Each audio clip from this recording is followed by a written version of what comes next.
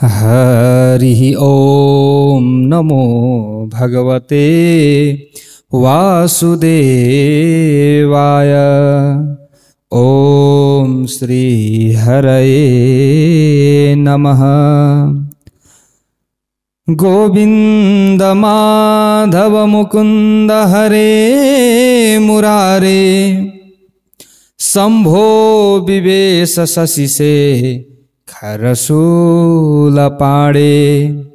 दामोदराच्युत जनार्दन वासुदेव, त्याज्या भटाय इति सन्ततमामनन्ति।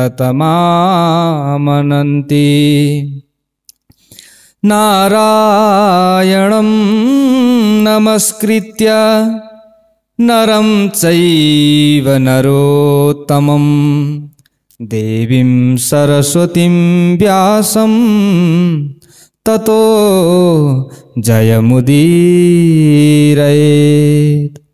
भक्तवत्सल भगवान को जय। श्री कुर्म पुराण को जय। समादरणीय वंदनीय प्यारा प्यारा भक्त भागवत, यहाँ सुतजीले नैमिषारण्यमा शौनकादि 88,000 ऋषिहरूलाई भन्नुहुन्छ, एतानुत्पाद्य पुत्रांस्तु प्रजा सन्तान कारणात्, कश्यपो गोत्रकामस्तु चचार सुमहत तपः। प्रजाहरूको अभिवृद्धिका लागि यहाँ भन्नुहुन्छ, पुत्रहरू उत्पन्न गरेर पुत्रविलासी कश्यप अत्यन्त महान तप गर्नका लागि लाग्नुभयो। भन्नुको मतलब प्रजाहरूको वृद्धिका लागि पुत्रहरूलाई उत्पन्न गर्नुभयो अथवा सन्तानहरू उत्पत्ति भए। भन्नुको मतलब सन्तानहरू भए, पुत्रहरू पनि भए। त पुत्रहरू भइसकेपछि तपस्या गर्न लागे, कठोर तप गर्न लागे। त उनका वत्सर अनि असित नामका 2 पुत्र पनि भएका थिए, अथवा 2 पुत्र भए। उनै 2 नै ब्रह्मवादी थिए, यसरी बताइएको छ।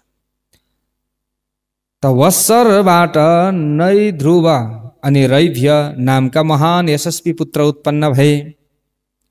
रैभ्यका तेजस्वीहरूमा श्रेष्ठ रैभ्य नामक नै पुत्र उत्पत्ति भए। च्यवन ऋषि की सुमेधा नाम वाली पुत्री महात्मा नैध्रुव की पत्नी थिइन्, यसरी बताइएको छ। त सुमेधा नाम वाली पुत्री, यहाँ यो कुरा आएको छ। त सुमेधाले कुण्ड पाई पुत्रहरूलाई उत्पन्न गरिन्। असित की एकपर्णा नामक पत्नीले ब्रह्मिष्ट पुत्रलाई उत्पन्न गरिन्, जो देवल नामवाला थिए। उनी योगका आचार्य थिए। नामना वै देवलः पुत्रो, देवल ऋषि सुन्नु भएको छ नि, ठाउँ ठाउँमा आउँछ कथा प्रसङ्ग। नामना वै देवलः पुत्रो योगाचार्यो महातपाः। महान तपस्वी शाण्डिल्य मा श्रेष्ठ श्रीमान सबै तत्वार्थहरूलाई जान्नेवाला विद्वान थिए, यसरी बताइएको छ। अनि पार्वतीका पति भगवान शंकर, भगवान श्री साम्ब सदा शिवजीको कृपाबाट उनले श्रेष्ठ योगलाई प्राप्त गरे। तपस्या कसको गरे? भगवान श्री महादेवको तपस्या गरे। भगवान श्री महादेवलाई इष्ट बनाएर आराधना गरे र योगलाई प्राप्त गरे। त शाण्डिल्य, नैध्रुव अनि रैभ्य यी 3 शाखाहरू कश्यप वंशीय अनि मानव प्रकृतिवाला हुन्। भन्नुहुन्छ, हे ब्राह्मण देवता हो, तपाईहरूलाई अब पुलस्त्य ऋषिको वंशको बारेमा बताउँछु। हे विप्रहरू, तीर्ण बिन्दु की एक पुत्री थिइन्, जो इलविला नामबाट प्रसिद्ध थिइन्। के नामबाट? इलविला। उनै राजर्षिले ती कन्या पुलस्त्यलाई प्रदान गरे। त उसै इलविलाबाट विश्रवा ऋषि उत्पन्न हुँदा भए। को ऋषि? विश्रवा। उनकी पुष्पोत्कटा, राका, कैकसी अनि देववर्णिनी नामकी 4 पत्नीहरू थिए। कसका? विश्रवा ऋषिका। यसरी बताइएको छ, जो पुलस्त्यका वंशको बढाउने वाली रूप अनि लावण्यबाट सम्पन्न थिइन्। अब उनको सन्तानहरूको बारेमा यहाँ बताउँछु भनेर भन्नुहुन्छ। उनकी देवरूपिणी देववर्णिनी नामक पत्नीले ज्येष्ठ वैश्रवण कुबेरलाई जन्म दिइन्। कैकसीले राक्षसहरूका अधिपति रावण नामक पुत्रलाई जन्म दिइन्। यसै प्रकार कुम्भकर्ण, शूर्पणखा अनि विभीषणलाई जन्म दिए। अनि पुष्पोत्कटाले पनि महोदर, प्रहस्त, महापार्श्व अनि खर नामक विश्रवाका शुभ पुत्रहरू अनि कुम्भिनसी नामक कन्यालाई जन्म दिए। अब यहाँ भन्नुहुन्छ तपाईँ राकाको सन्तानको बारेमा सुन्नुहोस् भनेर भन्नुहुन्छ। त्रिशिरा, दूषण, महाबली, विद्युत जिह्वा यी राकाका पुत्र थिए। पुलस्त्यका यी सबै 10 राक्षस पुत्र क्रूर कर्म गर्नेवाला, अत्यन्त भयंकर उत्कट तपोबलवाला, भगवान श्री महादेव का भक्त थिए, भगवान रुद्र का भक्त थिए। मृग, ब्याल अनि जो प्राणी, भूत, पिशाच, सर्प, शुकर, हात्ती यी सबै पुलह ऋषिका पुत्र थिए। त वैवस्वत मन्वन्तरमा महर्षि क्रतु सन्तानहीन बताइएको छ। क्रतुलाई के बताइएको छ? सन्तानहीन बताइएको छ। कुन मन्वन्तरमा? वैवस्वत मन्वन्तरमा। त प्रजापति कश्यप मरीचिका पुत्र थिए। कसको पुत्र? मरीचिका। त भृगुले पनि शुक्र नामक, भृगुको पनि शुक्र नामक पुत्र भए। जो दैत्यहरूका आचार्य हुनुको शुक्राचार्य भन्छौँ नि हामीले, शुक्र ग्रह पनि भन्छौँ हामी शुक्राचार्य। कसका पुत्र? भृगु। महान तपस्वी, स्वाध्याय, योग परायण, अत्यन्त तेजस्वी शंकर का भक्त थिए। ऊ पनि कसका भक्त थिए? भगवान श्री महादेव का भक्त थिए। हे श्रेष्ठ ब्राह्मणहरू, अत्रि का बहुत पत्नीहरू थिए। अत्रि ऋषिका पतिव्रता, आपसमा चाहिँ उनीहरूले चाहिँ राम्रो सम्बन्ध बनाएका थिए। यो कुरा हामीले सुनेका छौँ कि घृताजीबाट उत्पन्न कृशाश्वकी पुत्रीहरू थिए। यसरी यहाँ बताइएको छ। त यो सुनेका छौँ भन्नुहुन्छ। उनले उनीहरू पत्नीहरूबाट महान ओजस्वी, वेद वेदाङ्ग परायण, तपस्याद्वारा आफ्नो पापहरूलाई नष्ट गर्नेवाला कल्याणकारी आत्रेयलाई उत्पन्न गरे। अनि नारदले देवी अरुन्धतीलाई वशिष्ठका लागि प्रदान गर्नुभयो। दक्षको श्रापबाट नारद मुनि ऊर्ध्वरेता हुनुभएको थियो। शापादक्षस्य नारदः। त नारदको मायाबाट हर्यश्वहरू नष्ट भएपछि क्रोधबाट लाल लाल राता राता आँखावाला दक्षले नारदलाई श्राप दिएका थिए। हजुरहरूले कथा सुन्नुभएको छ नि। दक्षले पुत्रहरू उत्पन्न गरे, नारदजीले वैरागी बनाइदिइहाल्ने। त दक्षले श्राप दिएका थिए। अब यहाँ यही कुरा बताइएको छ। मायाबाट, किनकि मेरा तपाईले के गर्नुभयो? उनले के भने? मैले श्राप दिएँ दक्षले, तपाईलाई मैले श्राप दिएँ भने नारदजीलाई। हे द्विज, किनकि तपाईको मायाबाट मेरा पुत्र सबै प्रकारबाट विनाशलाई प्राप्त भए। मैले सन्तान त प्राप्त गरेँ तर आफ्नो भन्न पाइनँ। सन्तान रहित म भएका कारणले गर्दा तपाईँ पनि सन्तान रहित हुनुहोस्। भनेर दक्षले श्राप दिए। कसलाई? नारदजीलाई। वशिष्ठले अरुन्धतीसँग शक्ति नामक पुत्र उत्पन्न गरिन्। शक्तिका पराशर भए अनि श्री सम्पन्न सर्वज्ञ तपस्वीहरूमा श्रेष्ठ थिए उनी। उनले त्रिपुरको नाश गर्नेवाला देवादिदेव शङ्करको आराधना गरे र कृष्ण द्वैपायन नामवाला अप्रतिम एवं शक्ति सम्पन्न पुत्रलाई प्राप्त गरे। भक्तवत्सल भगवानको जय। भगवान शङ्कर नै शुक नामबाट द्वैपायनका पुत्र हुनुभएको थियो। द्वैपायनात् शुको जज्ञे भगवानेव शङ्करः अंसां सेनावतीर्योर्व्यां स्वं प्राप परमं पदम्। यस्तो राम्रो कुरा यहाँ आएको छ कि हामीले सुख सुख सुख भन्छौँ। सुखदेव कसका अवतार हुनुहुँदो रहेछ? भगवान शङ्करका अवतार हुनुहुँदो रहेछ। हामीले यसरी बुझ्नु पर्यो। ल हेर्नुहोस् त पृथ्वीमा आफ्नो अंशांश रूपबाट उत्पन्न भएर पुनः आफ्नो परम पदमा प्राप्त हुनुभयो। शुकका महान तपस्वी 5 पुत्रहरू भए। उनीहरू भूरिश्रवा, प्रभु, शम्भु, कृष्ण, 5वा गौर नामवाला थिए। साथैमा कीर्तिमती नामकी एक कन्या पनि थिइन् जो योग माता अनि व्रत परायणा थिइन्। यिनै ब्रह्मवादी ब्राह्मणहरूका जो वंशजहरूको यहाँ वर्णन गरिएको छ। अब अगाडि गएर कश्यपबाट उत्पन्न क्षत्रिय, यहाँ कसको वर्णन गरियो? ब्रह्मवादी ब्राह्मणहरूको वंशजहरूको वर्णन गरियो। अब अगाडि गएर कश्यप ऋषिबाटै उत्पन्न क्षत्रियहरूका ती सन्तानहरूको वर्णन यहाँ बताउनुहुन्छ। भक्तवत्सल भगवानको जय। ल हेर्नुहोस् त सुखदेवजी सुखदेवजी सुखदेवजी भनेर हामीले भन्ने गर्छौँ। सुखदेव त भगवान शङ्करका अवतार हुनुहुँदो रहेछ।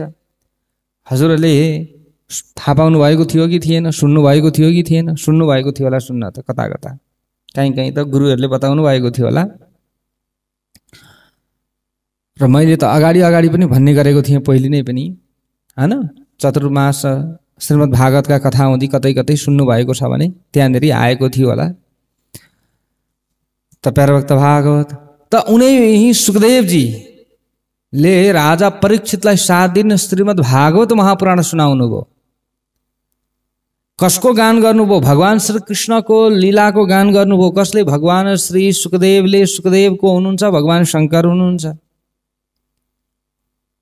ल हेर्नुहोस् त भगवान शङ्करले पनि भगवान श्री कृष्णको यशको गान गर्नुभएको छ। यस्ता कुराहरू पनि छन्। अब यहाँ अगाडि गएर सूर्यवंश वर्णनमा वैवस्वत मनुको सन्तानहरूको वर्णनका कुराहरू यहाँ छन्।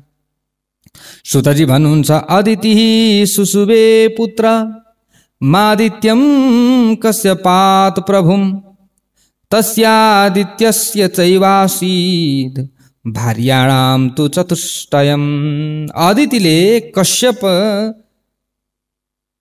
बाट शक्तिशाली आदित्य नामक पुत्रलाई उत्पन्न गरिन्। अथवा अदिति र कश्यपबाट आदित्य नामक पुत्र भए। आदित्य की संज्ञा राज्ञी प्रभा छाया नाम वाली 4 पत्नीहरू थिए। कतिवटी? आदित्य की विवसन सूर्य भनौँ न, अथवा सूर्य की कतिवटी पत्नी? संज्ञा, राज्ञी, प्रभा अनि छाया। अब उनीहरूका पुत्रहरूको बारेमा यहाँ वर्णन गरिएको छ।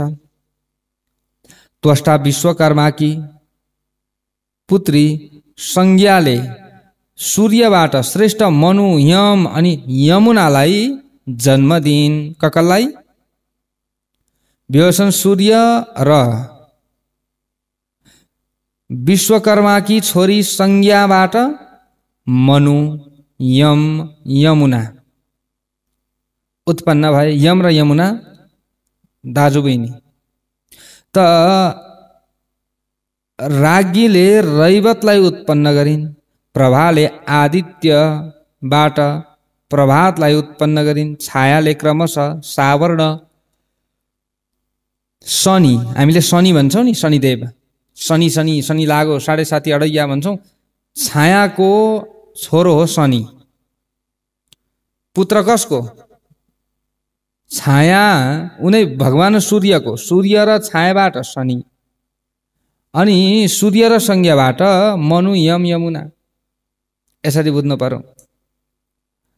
छायाले सावर्ण, शनि, तपति अनि विष्टि नामका सन्तानहरूलाई जन्म दिन्। शनिम च तपतिम चैव विष्टिम चैव यथा क्रमम। प्रथम मनुका 9 पुत्रहरू थिए। मनुबाट 9 पुत्रहरू भए प्रथम मनुबाट। को? इक्ष्वाकुर नभगश्चैव धृष्टः शर्यातिरेव च नरिष्यन्तश्च नाभागो ह्यारिष्टः कारुषकस्तथा।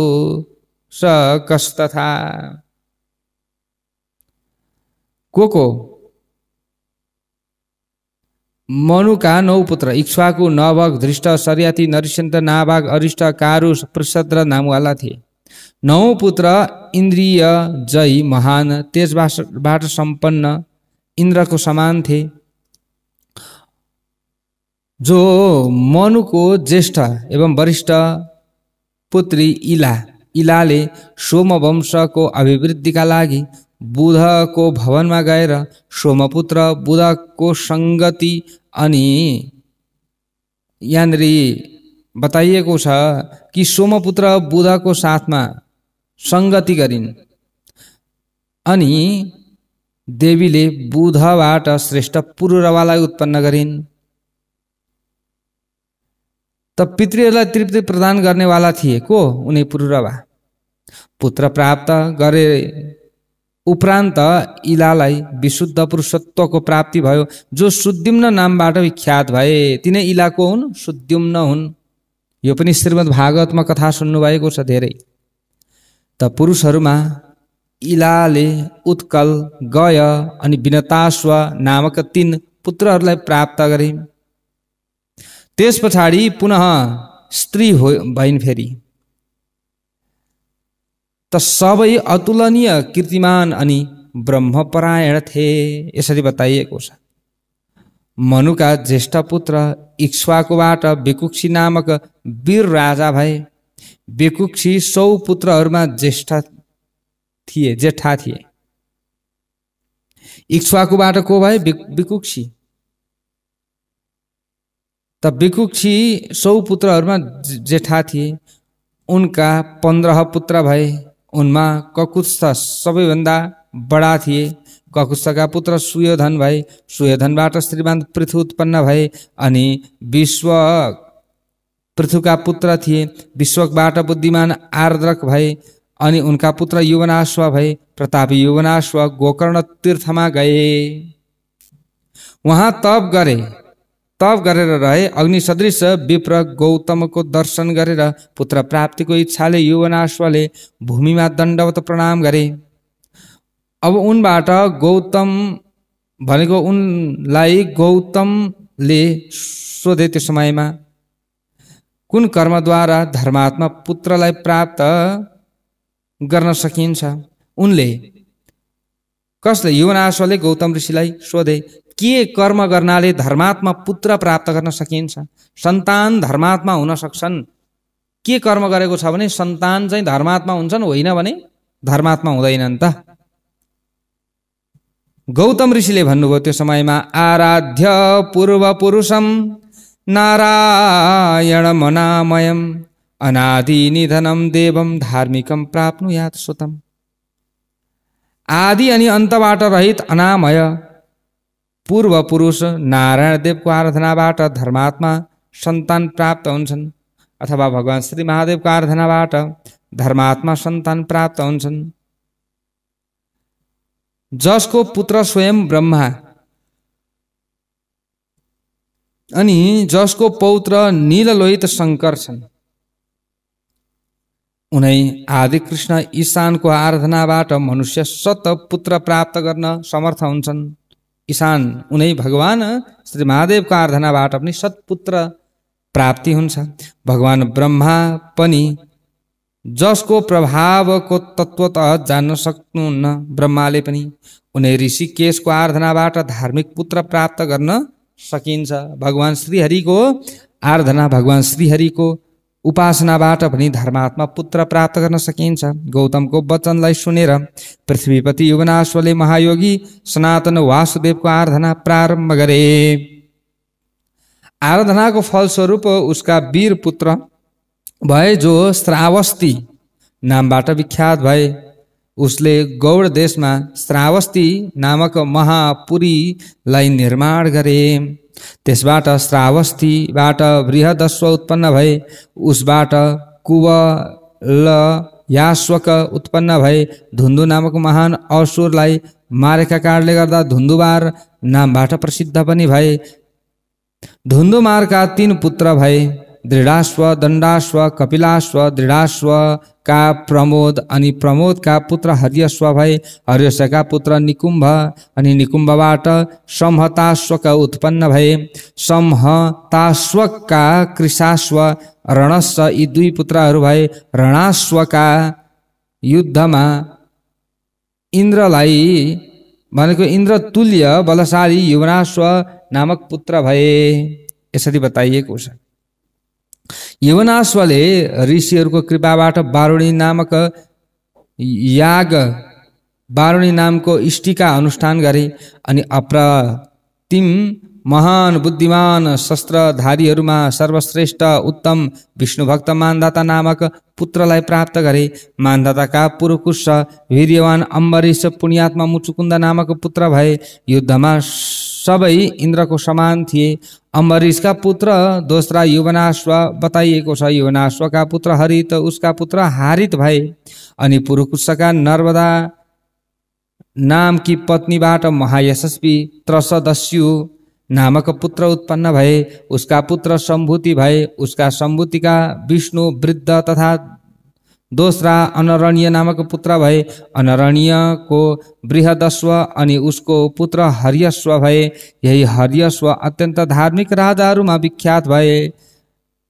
अब यिनले कर्दम प्रजापतिहरूको कृपाबाट धार्मिक सूर्य भक्त वसुमना नामक पुत्रलाई प्राप्त गरे।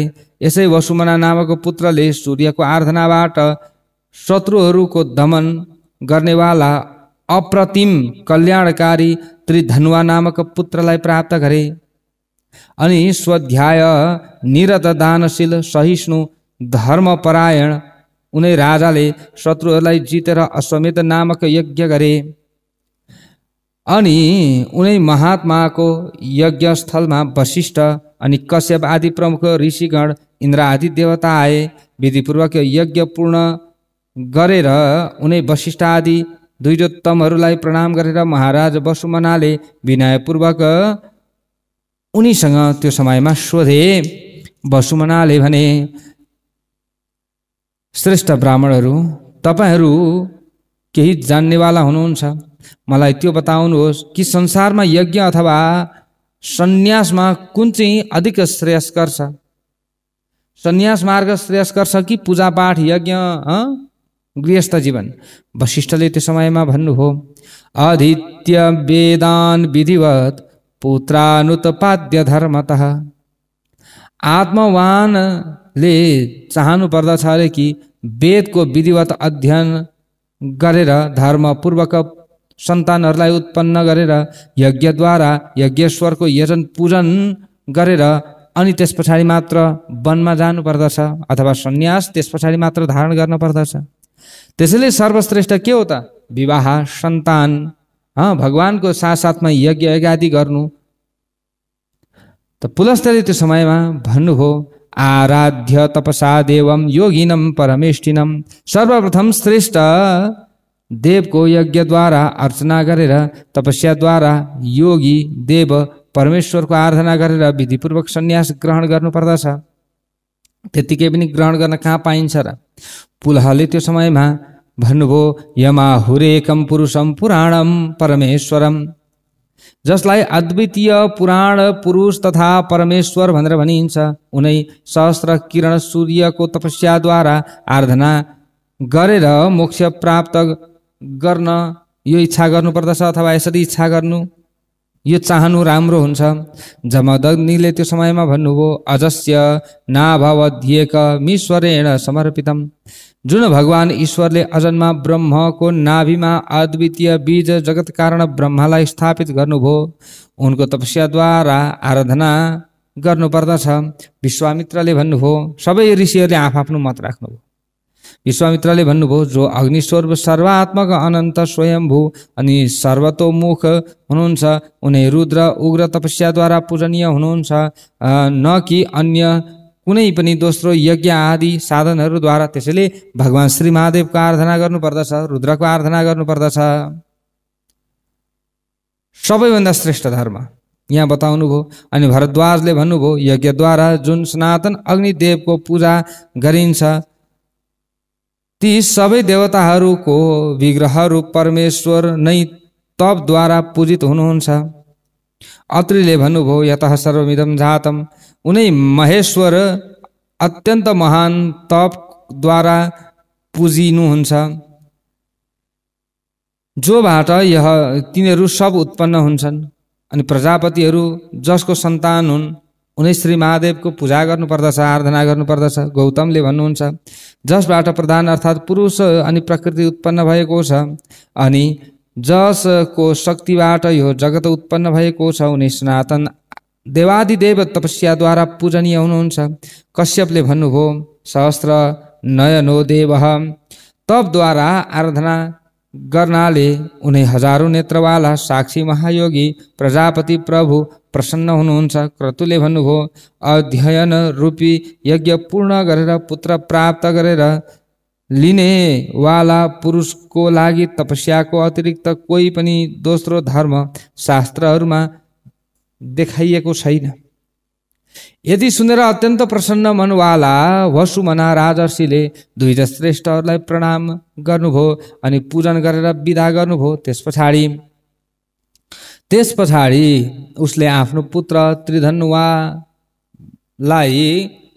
भन्नुभयो, तपद्वारा मै सूर्यमण्डलको मध्यमा स्थित प्राण रूप अद्वितीय अक्षर नामक ब्रह्म पुरुषको आराधना गर्नुपर्दछ र म पनि त्यो गर्दछु। तिमी धर्ममा निरत भएर चातुर्वर्णीयबाट समन्वित यो सम्पूर्ण पृथ्वी मण्डलको आलस्य रहित भएर पालन गर्नुपर्दछ। यति भनेर उनी अनघ राजा वसुमाना आफ्नो पुत्र त्रिधनुवालाई राज्य सुम्पिएर सर्वोत्तम तपस्या गर्नका लागि वनतिर लाग्नुभयो।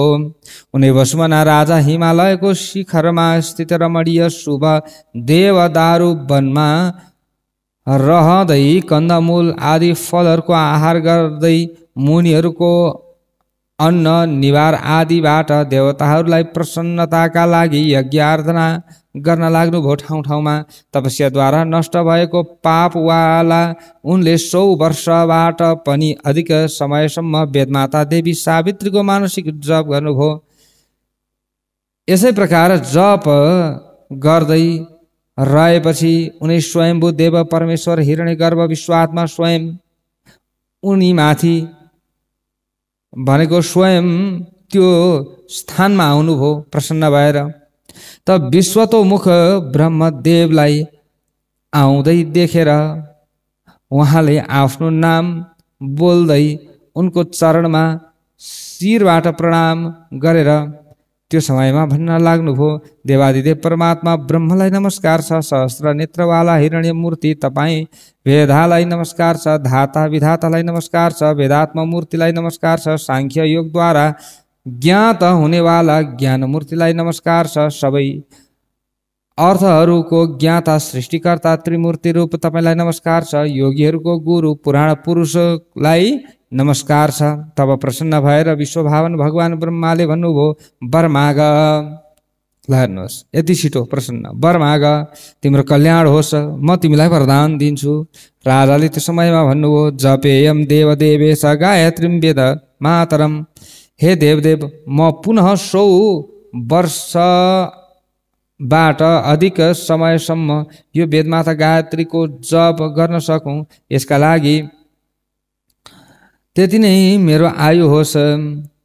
त राजालाई देखेर विश्वात्माले बहुत राम्रो यति भनेर प्रसन्न भएर हातबाट राजाको राजालाई स्पर्श गरेर उही अन्तर्धान भए।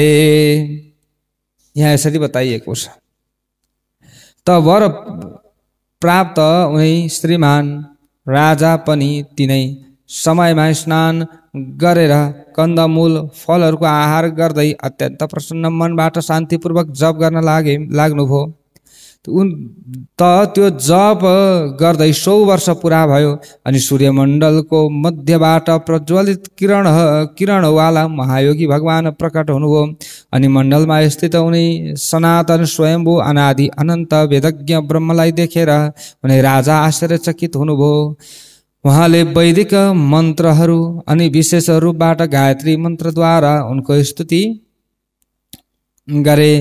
त क्षणभरमा नै उनले उनी परमेश्वर पुरुषलाई 4 मुखवाला जटा तथा मुकुटधारी 8 हात अनि 3 नेत्रवाला चन्द्रकलाहरूबाट चिन्हित अर्धनारीश्वर शरीरवाला आफ्नो किरणद्वारा सम्पूर्ण जगतलाई प्रकाशित गर्दै रक्त वस्त्र धारण गरेर रक्तवर्णवाला नाम रक्तमाला अनि रक्त अनुलेपन धारण गरेर नीलकण्ठ हरको रूपमा देखे। यसरी बताइएको छ। उनलाई देखेर उनकै भावबाट भावित भएर परम सद्भावबाट राजाले शिरले रुद्रलाई प्रणाम गरे अनि सावित्री मन्त्र अनि स्तोत्रबाट स्तुति अनि त्यस पछाडि सावित्री मन्त्र स्तोत्र आदिबाट स्तुति गरे।